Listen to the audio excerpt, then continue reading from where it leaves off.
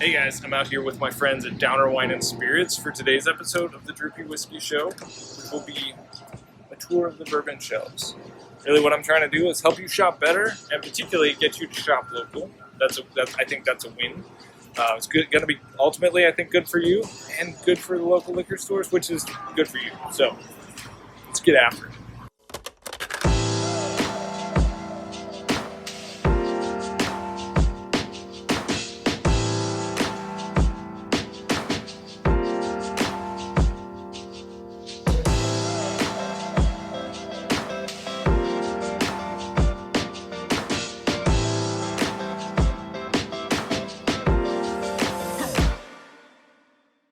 E Nation, what's up? I'm actually on site today, which is pretty rad, here with my friends at Downer Wine and Spirits. This is one of my regular stops. Like, you guys have heard me talk to you a lot about, like, hey, make relationships with local stores. Spoiler alert, this is one of the local stores where I frequent. It's right next to one of the Stone Creek Coffee locations, and that's my digs. You know, that's my day job. That's what I do, and so I love to just stop in here and chat with these guys. And then, you know, when I'm in here to help cultivate the relationship, you know, I try and buy something at least 50% of the time I'm in here and support. You know, I don't just want to come in here and try and score rad bourbons, as awesome as that is to score rad bourbons. You know, these little liquor stores, they need our support, you know, to be able to keep operating against, say, like a Total Wine or Specs or Liquor Barn, which are not bad stores, don't get me wrong, but diversity is always a good thing, particularly when it comes to size of liquor store and competition in selling, you know, like a Buffalo Trace or something. So we don't always have to pay $100 to get Buffalo Trace, which, as you know, is ridiculous. If this is your first time checking out the Droopy Whiskey channel, hey, thanks. Stoked to have you guys. Today, what my goal is in this video is to give you just a little bit of a tutorial on how I would walk through a local liquor store. If I'm walking into a small neighborhood shop, what is it I'm looking for? What are my goals there? And maybe it'll give you some pointers on how to score, pull out a dank whiskey when you're just shopping around. You need something for an upcoming event, or as I said, you're working to build your relationship. So before we get into that, per usual, don't forget to like, comment, subscribe. That's all helpful for the channel, helpful to get the videos out to other people, which is certainly a plus. All right, so when I'm walking into a liquor store, of course, the first thing I'm looking for is the bourbon section. You know, I need wines periodically. Sometimes I'll pick up a gin, sometimes I'll pick up a tequila, but for purposes on this channel, we're really looking for bourbons, maybe some scotches, and of course, I don't just go in and buy anything off the shelf.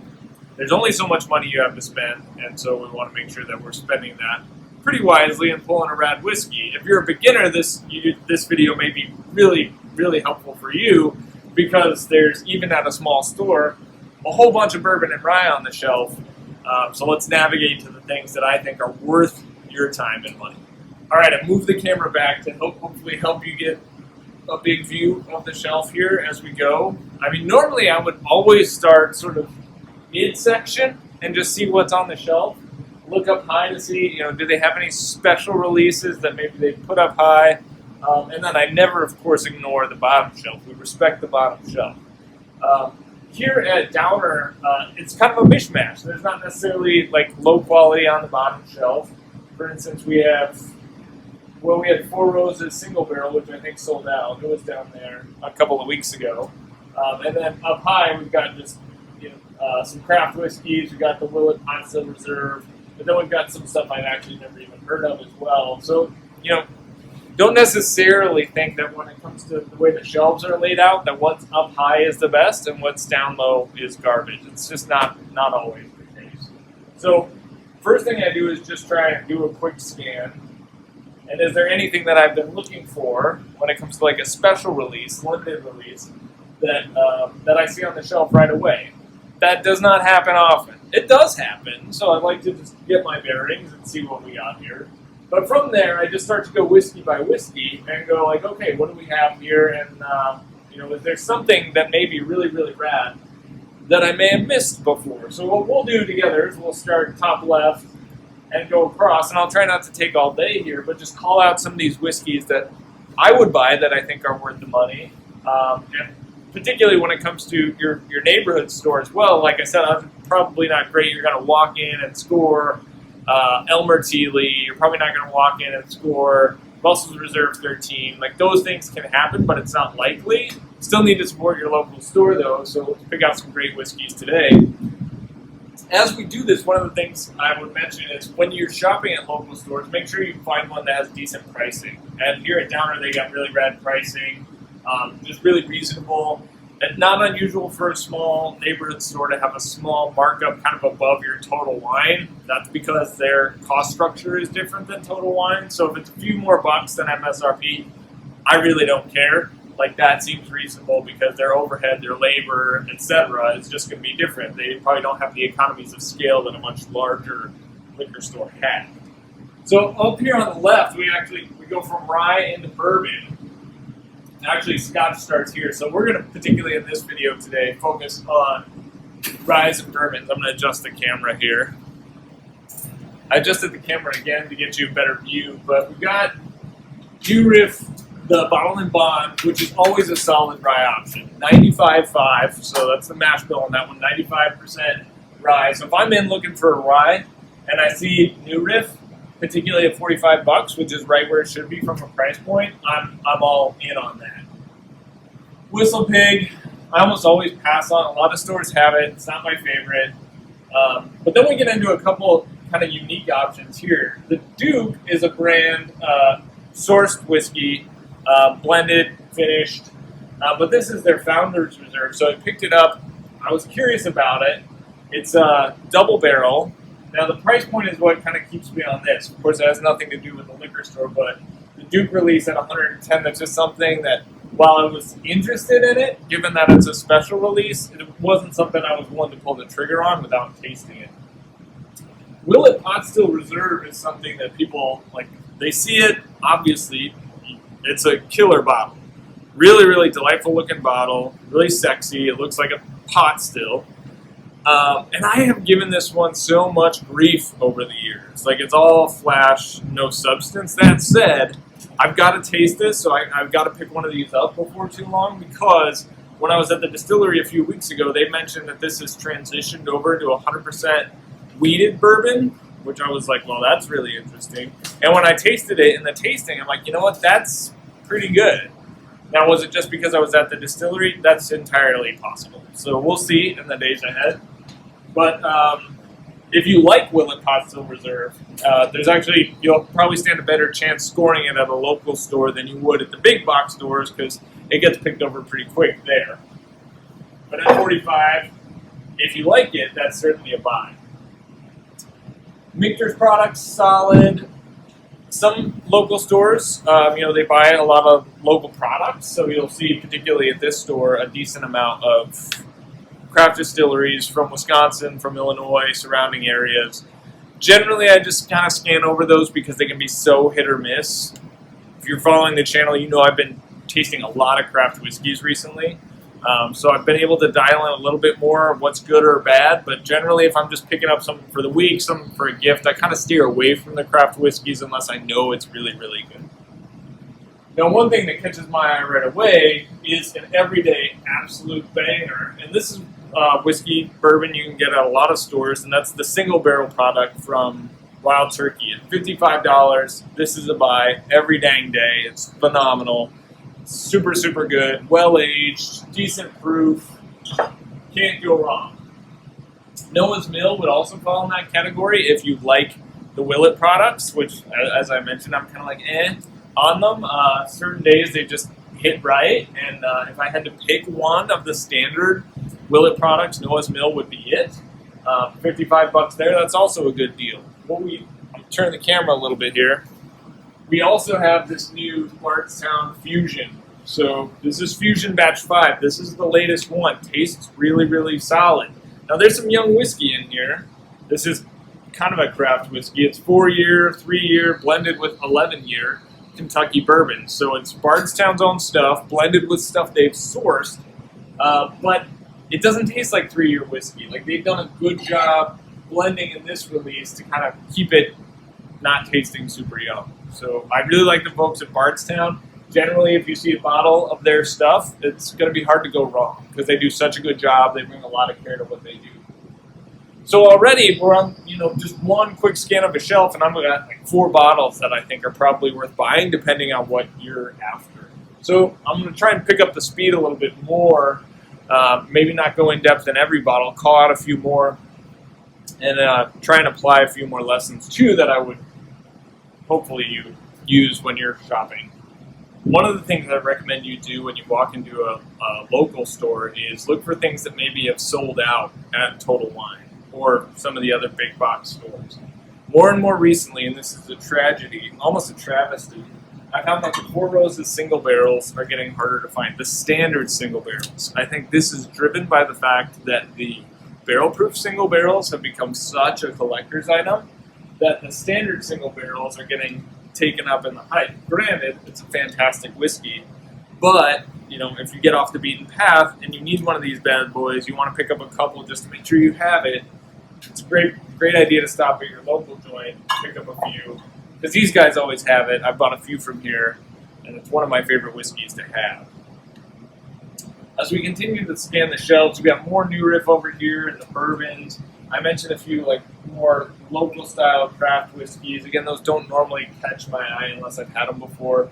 One of the other things I'll see is in stores like this, some special releases. This actually is a craft whiskey, but it's a special release, and it's really, really good. So it's a 6-year-old cask strength rye, and it's definitely worth grabbing. But it's been sitting on the shelf for a year now, which is awesome. And you wonder, why has it been sitting on the shelf that long when people wanted it so much? Well, it's because it's a smaller store and people don't necessarily know it's here. So if you guys are looking for the 6-year cask strength rye from Dance and Go Distillery, Limousine Rye, come get it. It's right here. Another good example of stuff that can be hard to find elsewhere is the Russell's Reserve Rye single barrel. This was out in stores for a year, and it was here the entire dang time. So just look around, get in the small joints. One of the things you may have noticed when I did my little shelf scan clip at the start of this video is there was one particular bottle on the shelf when I came in today. I was like, oh, they must have just gotten that in. So one of the awesome things about the local stores is that they just put stuff on the shelf. Good whiskey. So this Old Ezra, this is a $40 7-year cask strength bourbon. And, it was released 2.5 years ago-ish, maybe 3 years ago. And the general reception was, this is really, really good whiskey. Which it is. It's pretty good. It's a little nutty for my, flavor preferences. But really, really solid whiskey. And at a $40 price point, it's ridiculous. Some people are now, putting this out with their allocated, they're doing raffles for this. It's not worth a raffle, in my opinion. But it's certainly worth $40. So, stopping in regularly to a local spot, odds are pretty decent. You might be able to pull something like this, or an Elijah Craig barrel proof. Actually, I'm probably going to buy this today. Here's another whiskey that's sitting on the shelf that people are actually now hunting. People are hunting this. This has been changed into an annual limited release from High West. This is the Rendezvous Rye. It got a label change. This is the old label.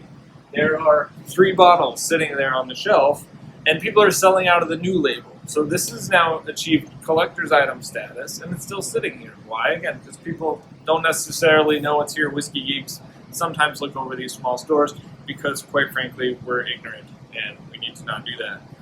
So, killer whiskey here on the shelf, $57, maybe a little over MSRP as I mentioned, but given the fact that you can't find this anywhere now, and that it's limited, if you're a High West guy, if you're a Rendezvous Rye person, here, you're going to have it. Now I'm going to enter in a little montage of the other whiskeys that I found on the shelf that I'm like, oh, that catches my eye, probably worth buying.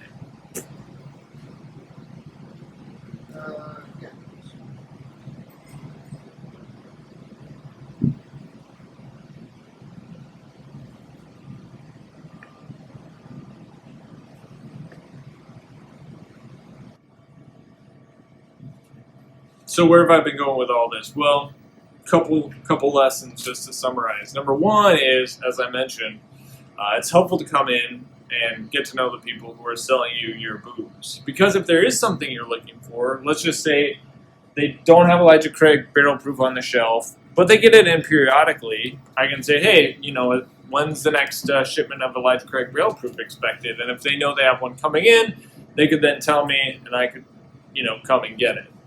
What I would say is don't ask for Blanton's.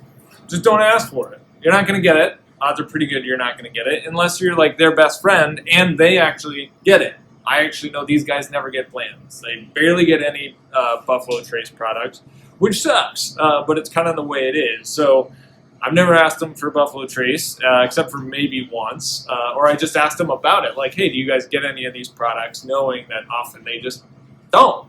And they don't really get Old Forester limited releases either. Like, it's just kind of slim pickings. But as I pointed out, there are many great bourbons on the shelf, and many of us don't drink those super limited products every single day. So when you have a choice, go to your local joint, because let's say on the off chance they did get something really, really good, they're probably going to give it preferentially to the people who treat them well and purchase from them on the regular. So like a good way of shopping is not just coming in for limited whiskeys, but it's, when you need a wine, you need a nice bottle of champagne or something, special occasion.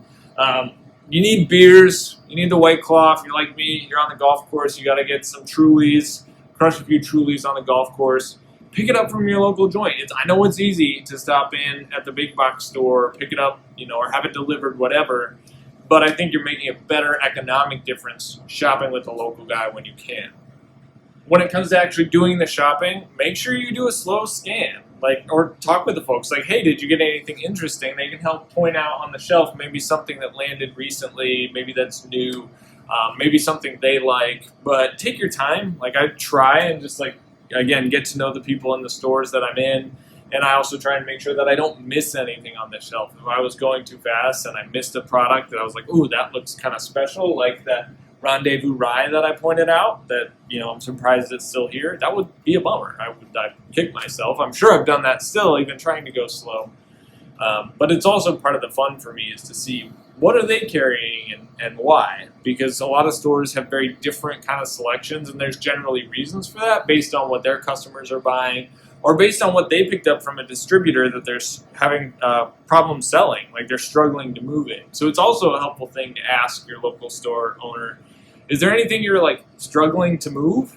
And then maybe buy that, especially if you like it, because they got to turn their inventory. I did a little tour at the start of this video to show you it's not that big of a joint. It's pretty small. It's mostly wine, and then there's some killer limited edition beers and a pretty good beer fridge, but there's just not that much space. So it's important for them to be able to turn over their inventory. And if there's something that's sitting, it's not making them any money. So we want to help them ideally make money in hopes that there'd be more bourbon on the shelf later. Last lesson, and this is good for all of life, don't be a douchebag. Be kind and try and be helpful. It's a store, they want to sell you stuff, but they don't exist. Their whole existence is not to serve you and make you feel good and get you Blanton's. Again, that's just not maybe a helpful way of treating particularly the local stores. As with all of bourbon and whiskey, it's an opportunity to make friends and build relationships, which I think is the best thing about whiskey. So use it as that, an opportunity to make friends. Bring some samples in. If you actually do get a bottle from a local store, bring some samples in for them to try. If they let you have a special bottle, it'd be pretty sick if you then gave them a taste of that. Or pop it there if it's legal. Don't quote me on the legality stuff. But. All right, squad. Hopefully you liked that video. Hopefully you found it helpful. If you have any questions for me, just slide into my Instagram DMs at DrewPWhiskey. Make sure you subscribe to the channel. I'll be doing some more on-site stuff like this in the future, just in effort to, again, really help people shop better, because there's only so much that we can buy. Unless you are independently wealthy. Maybe your grandpa died, he had a bunch of money, maybe he owned a boat business or something. Regardless, if you're like the rest of us, there's just not that much money out there. So, spend wisely. And that's going to be it. Y'all, you have a good rest of your week. Stay healthy, stay safe. And remember to keep it neat.